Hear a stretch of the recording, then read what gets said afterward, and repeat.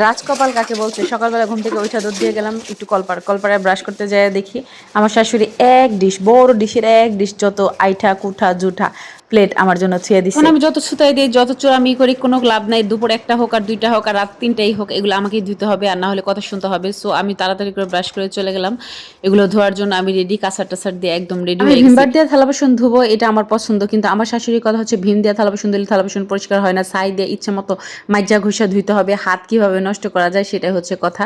কিন্তু আমার শাশুড়ি আমি বলছি, মা আমি ভীম দিয়ে অভ্যস্ত, আমি কখনো ছাই মাই দিয়া মাজি নেই।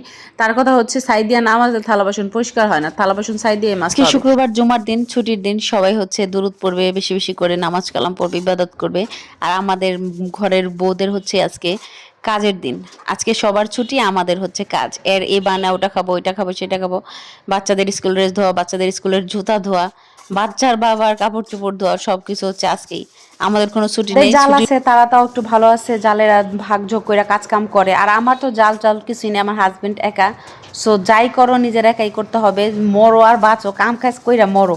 যদি অসুস্থ হও কাম করে অসুস্থ হও, যদি কবরে যাও সেদিন কাজ করে মনে হয় কবরে যেয়ে শুইতে হবে। দুঃখের বিষয়, একটা কাজের বুয়া রাখছিলাম, একটা কাজের বুয়া রাখছিলাম, কিন্তু আমার শাশুড়ি এরকম অত্যাচার টর্চার করে দেখা কাজের বুয়া থাকে না, এটা সত্য কথা।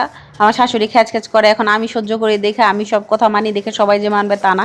তারা টাকা কাজ দিয়ে কাজ করায়, তারা তো খ্যাচ খ্যাচ শুনতে পারবে না, 2 দিনও থাকে না কাজের বুয়া পালায়। তো আমার শাশুড়ির কথা হচ্ছে কাজের বুয়া লাগবে কেন, তুই থাকতে কাজের বুয়া কাজ করবে কেন? উনিও কাজ করে, আমি যখন গোডাউনে যাই তখন সব কাজ উনিই করে। আমি সকালবেলা রান্না বান্না করি, হালকা পাতলা রুটি টুটি বানাই, ভাজি ভুজি কইরা থালা বাসন ধুয়ে ঘর টর পরিষ্কার করে চলে যাই। উনি দুপুরে রান্না করে, আমার গোডাউনে কাজ আছে যেহেতু, আমি যেহেতু ব্যস্ত মানুষ, তো আমিও কাজ করি উনিও কাজ করে, মিলাঝিলাই কাজ করি। কিন্তু আমি চাইছিলাম যে কাজের বুয়া থাকলে সংসারে এত কাজ করে গোডাউনে যায় সব কিছু হিসাব টিসাব করে দেখা যায় সারাদিন পর ক্লান্ত হয়ে যায়, এজন্য ভাবছিলাম যে একটা কাজের লোক রাখলে আমার একটু আসান হবে। কিন্তু আমার শাশুড়ি কাজে বিচার, কাজের বুয়া এটা কাজ করে, ওইটা করে, ওইটা করে, ওইটা করে, সারাদিন বিচার। কাজের বুয়া করলে আপনার শাশুড়ি আমার এটা বলছে, সেটা বলছে, সেটা বলছে, দুইজনের বিচারে বিচারে আমি অতিষ্ঠ। পরে কাজের বুয়ারই না করে ছোটখাটো একটা বিজনেসও আছে আমার সংসারে, কাজের পাশাপাশি সেই বিজনেসটাও সামলাইতে হয়, সবকিছু হিসাব কিতাব রাখতে হয়। সো আমার ইচ্ছা ছিল যে একটা কাজের লোক থাকলে আমি ব্যবসাটা সামলাইতাম, আর সমস্যা কি, কাজের লোককে আমি 5-10 হাজার টাকা মাসে দিতে পারতাম। কিন্তু আমার শাশুড়ি কোনোভাবেই কাজের লোক মানে না, কাজের লোকের কথা শুনতেই পারে না। মহিলা কাজের লোক না রাখলে মানে রাখলেই তার সাথে ঝগড়া লাগে। তারপর একটা পিচ্চি রেখে দিয়েছিলাম, একটা পিচ্চি বাচ্চা, নাম হচ্ছে নদী। সেটার সাথেও ঝগড়া করে, সেটাও টিভি দেখতে দেয় না, বসতে দেয় না, খাইতে দেয় না, শুতে দেয় না।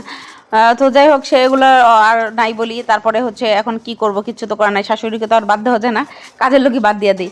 তারপরে নিজে একটু কষ্ট মষ্ট করে ধৈর্য ধরে করি। এখন আমি যেরকম ধৈর্য ধরি কাজের বুয়ারা তো এরকম ধৈর্য ধরে না, কাজের বুয়াদের সাথে তার আমার শাশুড়ি আবার ভালো, নামাজ কালাম পড়বে, কোরআন শরীফ পড়বে, আমাকে অনেক আদর করে মোটামুটি, মাঝে মাঝে একটু ক্যাটক্যাট করে, কিন্তু এমনি আমাকে অনেক আদর করে, অনেক ভালোবাসে।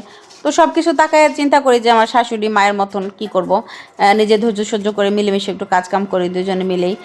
তারপর আমার উপর একটু কষ্ট হয়ে যায়, জুলুম হয়ে যায়, সারাদিন ব্যস্ততার পর বাসায় এসে বাচ্চা কাচ্চা সামলায়, 2টা বাচ্চা আছে।